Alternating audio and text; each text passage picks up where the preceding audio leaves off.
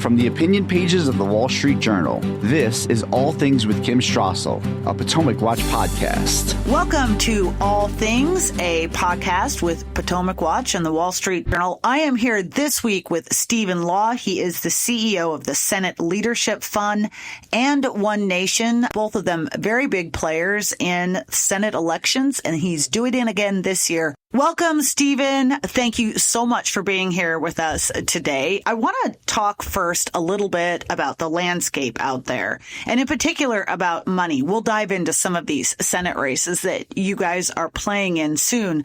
There's been a lot of conversation right now ever since Kamala Harris got named the nominee about the enthusiasm she is generating, the money that she has been raising. And then I've seen some headlines recently from legacy media saying that Republicans are wringing their hands out there as to a deficit in terms of dollars by Democrats and Republicans. As you look out in terms of what you are doing in these Senate races, what's the actual picture out there? Yeah, I think the money gap is concerning, but it has been this way for quite some time. Democrats have a few different advantages in this arena. First of all, they have an overwhelming advantage with low dollar online fundraising. That's been going on for the better part of the last 7-8 years. And so you see it in campaign versus campaign fundraising, where they will raise huge amounts from Act Blue, where there's a very dedicated base of donors that are very comfortable giving online. And we just have a much smaller base. And most of them are attracted to giving online to the former president, Donald Trump, and then not much else. And so there's a disparity there. And then with respect to outside money, such as super PACs, the unions form an outside role of helping being the venture capital for that. So we are always playing catch up as we head into an election year. As we look at where we're playing now, the Senate races that are competitive, that are coming into play, we see two things going on that are actually positive. There are some candidates who are now aggressively funding their own races. They're telling their own story. They're deflecting attacks. And where we're placing, where we're active, we think we've got a weight of message that will cut through. We're not always spending as much as the Democrats, sometimes significantly less, but we're comfortable that we're driving a message and we're seeing it start to move poll numbers. So it's always a concern. When you see the Harris campaign lop off tens of millions of dollars and send it to win races down ticket, that's a problem. But at the end of the day, we think we're going to be competitive enough to get our message across. And when you look at the fall in terms of bookings on TV and ads, are Republicans generally competitive in those Senate races? It depends a lot on the state. In Pennsylvania, for example, where Dave McCormick is running a very well-funded race, and he has a dedicated super PAC, and we're also in there. It's not quite parity, but we're both competitive. Same thing in Montana, where Tim Sheehy has got a well-funded race. The Senatorial Committee is in big. We're in big. The Democrats are also in big, and they are significantly outspending us. But that doesn't mean we're not competitive. We're driving a message that is moving the numbers in our direction. And then there are other races where the candidate hasn't raised much.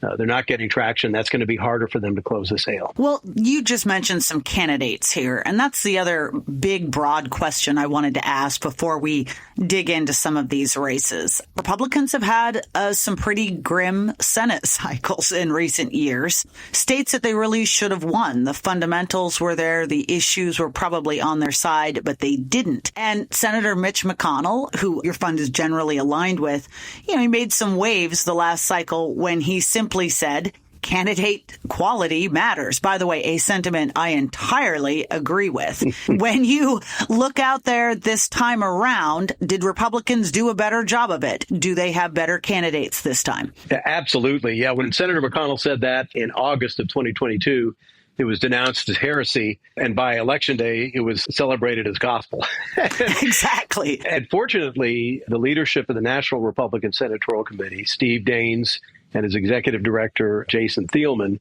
have adopted that perspective. And that's the reason why we're in so much better shape in terms of good candidates. We put a lot of effort into recruitment, starting with Leader McConnell flying down quietly to meet with Jim Justice shortly after the last election, urging him to get into the race. That was followed up by Senator Daines also encouraging him to get in. And that was the first really big get of the cycle. And it happened quite early, and it set the tone for everything else that happened. And Senator Daines has made it a priority along with Leader McConnell. And then the other part of it that is often overlooked is you can't just have good candidates. You've got to make sure that they're the ones who get nominated through the gauntlet of a primary. Sure. And that's happened. And some amount of that, again, I give a lot of credit to Senator Daines making friends with the former president, Donald Trump. In most cases, I think very effectively guiding his decisions on endorsements to the candidate who can win. And so in Montana, we were concerned we would be stuck with Matt Rosendale, who would have lost again as he did 6 years prior. And instead, we ended up with a former Navy SEAL and successful business guy who's raising his own money and is starting to really connect with voters. Yeah, that was the race I was going to mention, too, because that was very tenuous for a while. It definitely wasn't clear that you weren't going to end up with that same candidate again. And that was very deftly done.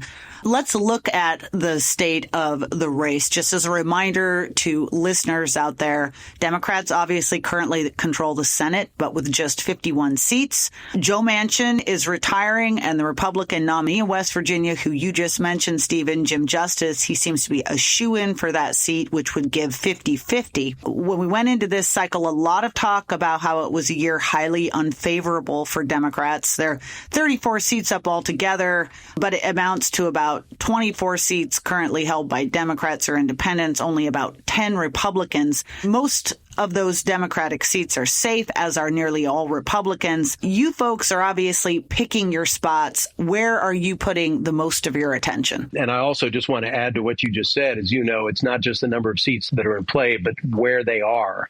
And what makes this cycle so attractive for Republicans is that Democrats have 3 seats that they're defending in states that Donald Trump will win by a landslide. And that's West Virginia, you just talked about. We've already talked a little bit about Montana. Ohio is the 3rd state. Trump is going to win all 3 of those by a substantial margin. And that puts each of these incumbents on a defensive posture from the get-go. And that next round of states is what we often call the blue wall. It's Michigan, Pennsylvania, and Wisconsin. And one of the reasons they call it that is that's the way that Democrats traditionally hope to hold the presidency in the Electoral College. But each of these states currently is very competitive for former President Trump. And he could easily win all 3 or win 2 out of 3, and that will help our candidates. And then we can go further into the map as we talk about it. But the top tier, the most important priority is to make sure we win these other 2 Republican states that have Democratic senators, Montana and Ohio. And that is an outsized part of our budget because we simply have to do everything we need to do to win them.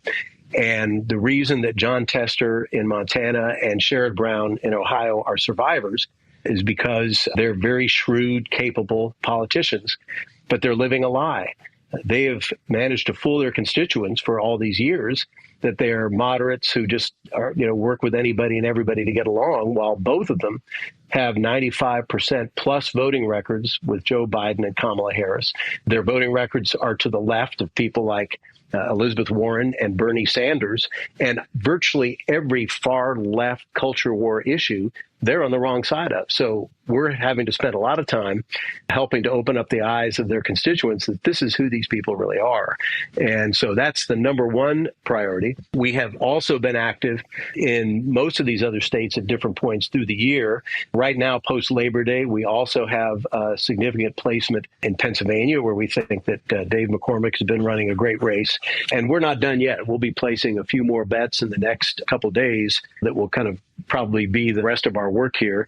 And we're just looking at the rest of these states right now that are on the table. And Leader McConnell often analogizes to a horse race where you see certain horses moving a little bit ahead and other ones. And before you finally place your bets, just like they do at the Kentucky Derby, you've got to take the measure of each one of them to figure out, since money is not finite, where is our money best deployed to help a candidate who seems to be in a position to close the sale? As you note, Donald Trump is likely to win Montana and Ohio by significant margins.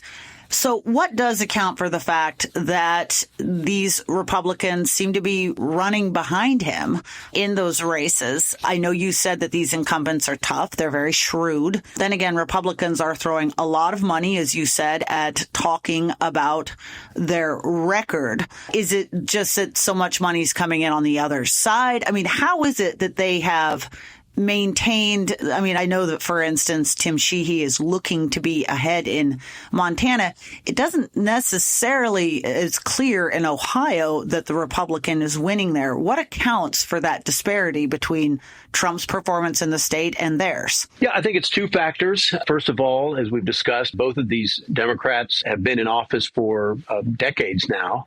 They've built a reservoir of relationship with the voters. In most cases, they've had several cycles where they've run against third-rate Republicans, so they were able to basically fool these voters into thinking they were something other than they really are and not be contested at it. But the second part of it is our Republican candidates have to be able to get on the voters' radar screen that there's an alternative and that they're an attractive alternative, because all this time that's been going on, people like Sherrod Brown and John Tester and others have been absolutely savaging these Republican candidates on air. Democrats started spending against Tim Sheehy in September of last year. Wow. Stunning amount of money and time to try to take him out. We believe that Tim Sheehy is now ahead in this race for two reasons. I think people are starting to wake up and see the light as to who John Tester really is, but also because Tim Sheehy has been running a race where he is defining himself. People know he's a Navy SEAL. People know he's a successful business person. People know that when John Tester says that Tim Sheehy just got here yesterday, that's a flagrant lie. So you don't necessarily have to convince people to hire you. You got to convince them to fire the other person, but you have to make it clear that there's an acceptable alternative. In the case of Ohio, I think Bernie Moreno is just now getting on the air. He has not been on the air until more recently. So he's introducing himself to voters as that alternative. And when we see these closing innings of an election, we can certainly do a lot from where we stand to help disqualify the Democrat. But if voters really don't have any sense that there's an acceptable alternative, that may not be enough. And that's typically the gap between where any of these Republican candidates are and where Trump is on the ballot, because the one thing you can say about Donald Trump is everybody knows who he is and how they feel about him. That's absolutely true. We're going to take a break. When we come back, more with Stephen Law, the CEO of the Senate Leadership Fund.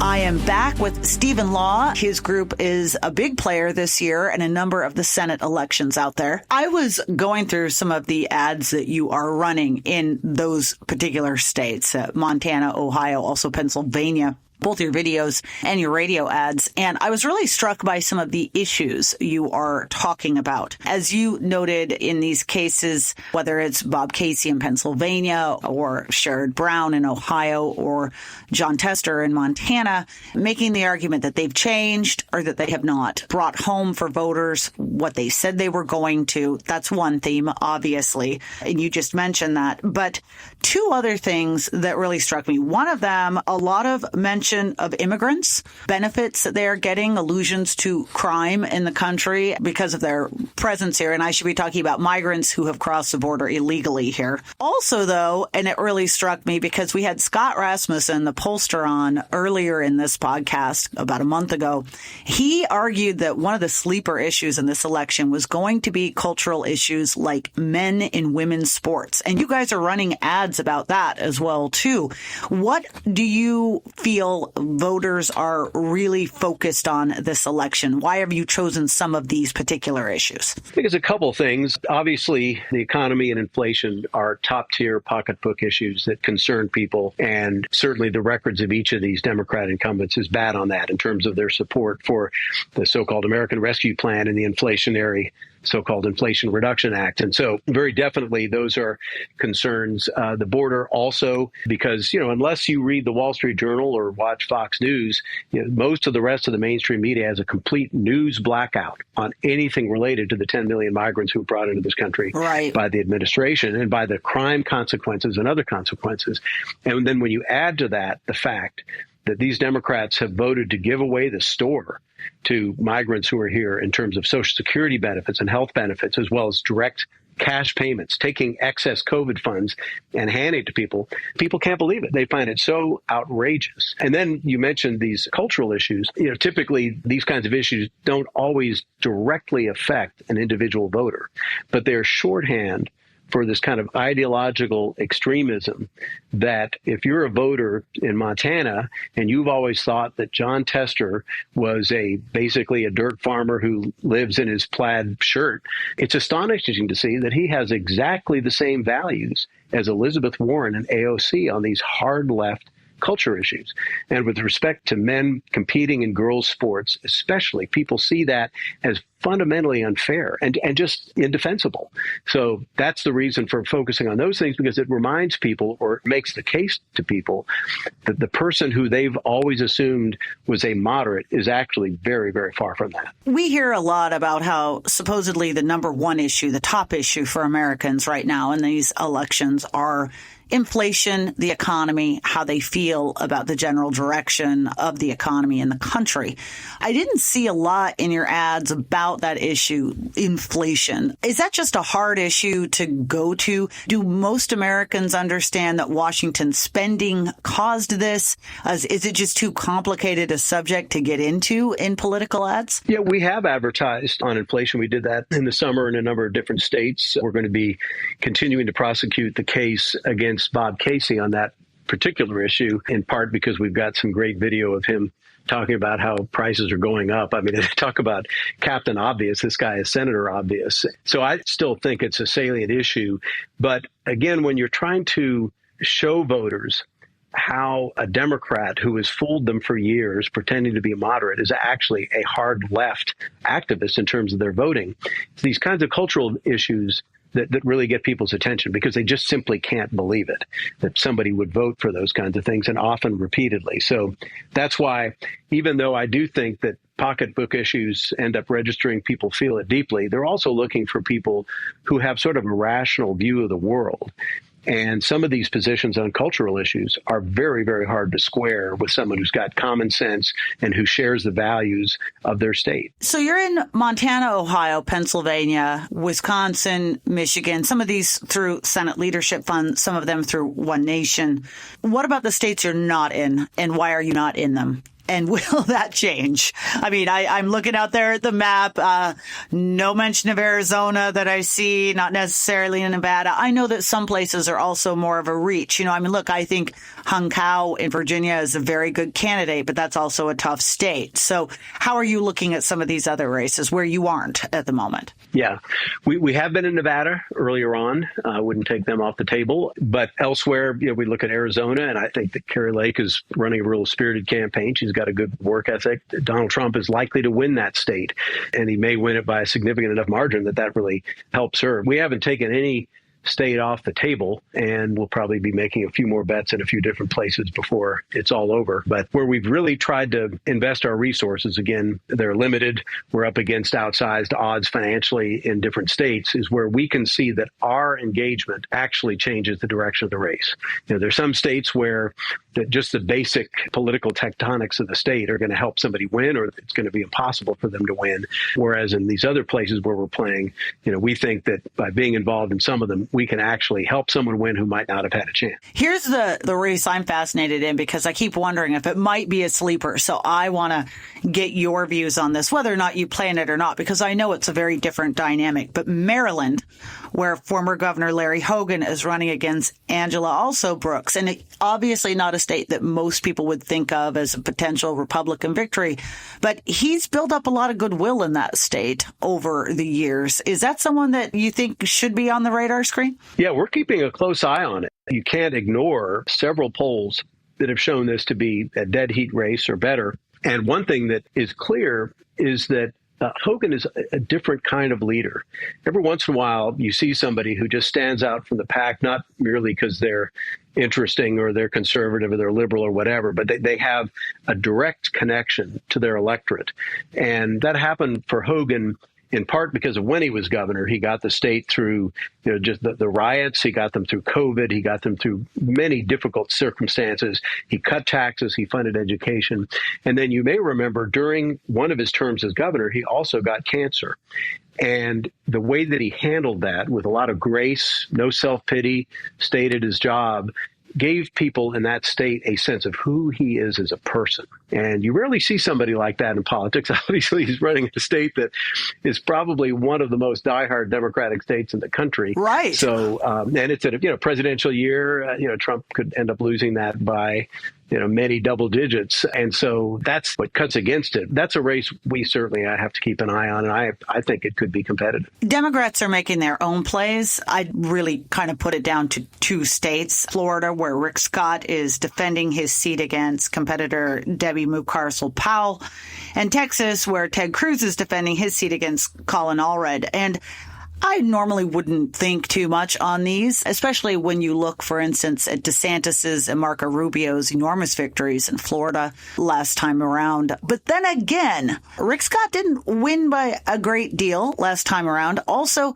Texas, it's one of those states Democrats always say they're going to turn Texas blue, and they haven't had much success. Then again, that was kind of what we heard for a long time about Georgia, and they have made some real inroads there. So any concerns about those races? I think we'll be okay in both of them. This is a presidential cycle. Neither one of those states is going to be on the radar of the Democrats. I mean, if Kamala Harris wastes any time in Texas or Florida, that helps us, frankly. But the other reason why I feel reasonably confident is that both Senator Cruz and Senator Rick Scott have done what you want incumbents to do, which is to be prepared to raise money, to take their races seriously, and to run good campaigns thus far. I mean, on the Senate side, I guess it's true in the House too, but especially on the Senate side, each political cycle, each campaign cycle is a team sport. And if you're covering your position, it means that folks like us can focus on other opportunities and risks. And they've done a great job. They've been great team players this cycle by locking down their races. Look, if it gets tough, we'll be there for them. They shouldn't have to worry about that. But it looks like to me that they've got a theory of the case. They're raising the money. Cruz is going to get outspent by Colin Allred because of Act Blue, and because anybody who runs against Ted Cruz or Mitch McConnell, you're going to raise a lot of money just because of that. But it's clear to me that Cruz is running a much more proactive race than he did 6 years earlier.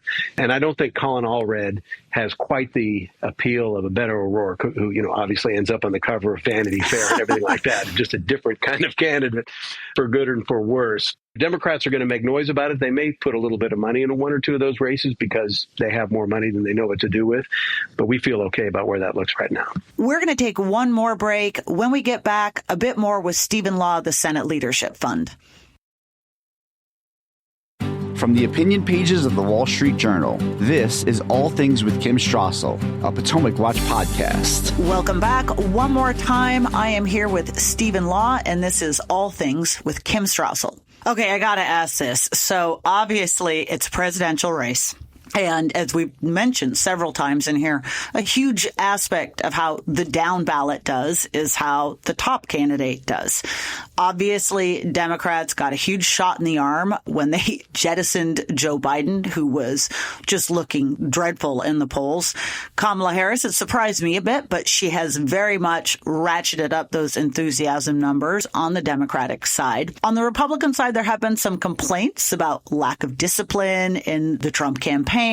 Is he hitting the right messages? Are they doing what they need to do? How is that campaign operating? Are they doing what you guys need them to do to best position you to win back the Senate? Yeah, I would say just a couple things about that. First of all, I've known Chris LaCivita, the campaign manager, going all the way back to when he first was working to get George Allen elected to the Senate and did so successfully. He is a first-class political operative, very disciplined, focused, hard-nosed. I think he is running a good effort. I think the super PACs that are kind of a constellation around that, I think are hitting Harris on good messages. At the end of the day, what I'm focused on is what the margin is at the presidential level, and it is very competitive in all the states where we need it to be competitive. I think he's ahead in Arizona. I think he's ahead in Nevada. He's definitely in the hunt, if not slightly ahead or just a point behind in Michigan, Pennsylvania, Wisconsin.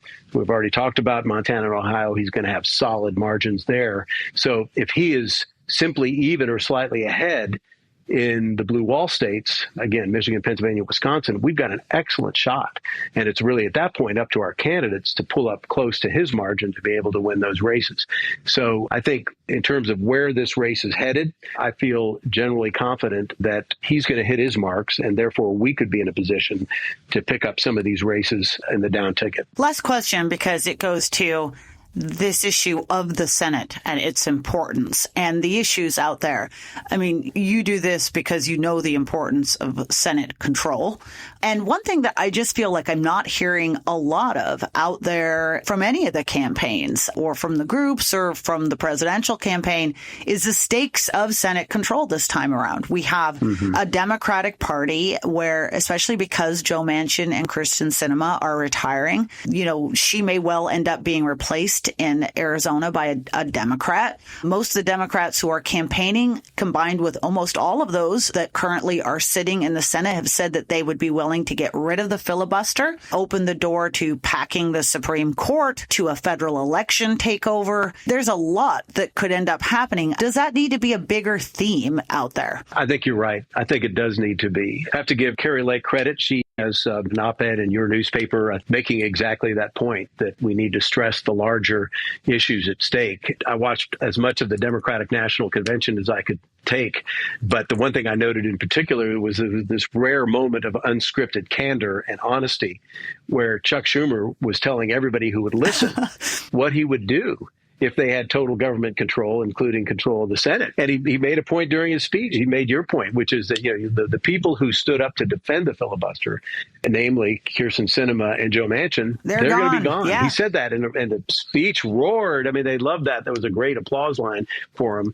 Yeah, people don't understand how drastic the changes would come, and they would come in a hurry if Democrats got it all, because there would be simply nothing standing between them and getting rid of the filibuster. And once they moved that aside, then they just waved through the entire progressive revolution. I mean, they would be bound and determined not merely to pass legislation on a policy level, but to make changes structurally, as you point out, to the Supreme Court. They would add more states so they get more permanent senators. I mean, if they had 2 more states, they get 4 senators, such as the District of Columbia and Puerto Rico. That's 4 senators. I can tell you, getting rid of a 4-seat majority in the next couple of cycles, overcoming that as a Republican would take a decade. Right. And so you just think of the impact of that. But yeah, I think it's an excellent point, Kim, and your newspaper today is making that. So that's great. Well, all things to think about. Stephen, thank you for giving so much of your time today. We look forward to see how this all plays out on the Senate battleground. And we hope to talk to you again in the future. Thank you very, very much, Kim. It's great to be on your program, and thank you for listening. Thank you, Stephen, for coming on today. Thank you to our listeners. We are here every week. We'll be back next week. We certainly hope you continue to listen. If you like the podcast,